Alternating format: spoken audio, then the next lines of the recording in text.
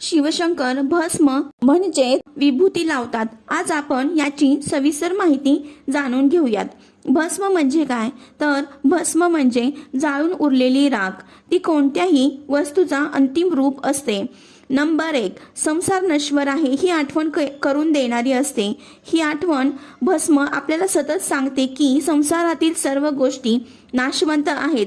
जसे की धन, सौंदर्य, शरीर सर्व शेवटी काही भस्म होते. दुसरे, अहंकाराचा नाश. मी, माझे हा अहंकार जळून गेला की भस्म उरते. शंकर भस्म लावून सांगतात, अहंकार जाळून टाका तेव्हाच मुक्ती मिळते. तिसरे, वैराग्य आणि तपस्येचे प्रतीक. शंकर वैरागी योगी आहेत. भस्म हे त्यांच्या साधेपणा, तपस्या आणि त्यागाचे प्रतीक आहे. चौथे, स्मशानवासी महादेव. शंकरांना स्मशानवासी महादेव म्हणतात. स्मशान म्हणजे जीवन आणि मृत्यूची सत्यता. तेथे भस्म असते म्हणून शंकर भस्म धारण करतात.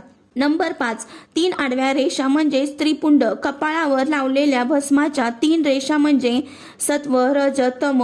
तसेच भूतकाळ, वर्तमान, भविष्यकाळ व इच्छा, ज्ञान, क्रिया. शंकर तिन्हीच्या पलीकडे आहेत. नंबर 6, भस्म आणि आध्यात्मिक शक्ती आहे. आयुर्वेदात सांगितले आहे, आयुर्वेद आणि योगात भस्म शुद्ध मानले जाते.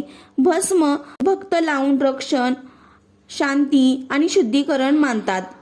यातून आपल्याला काय मिळते तर अहंकार सोडा, संसार नश्वर आहे हे लक्षात ठेवा, साधे आणि सत्य जीवन जगा आणि अंतर्मुख रहा. थोडक्यात सांगायचे झाले तर भस्म म्हणजे राख. राख आपल्याला सांगते की सगळे काही नश्वर आहे.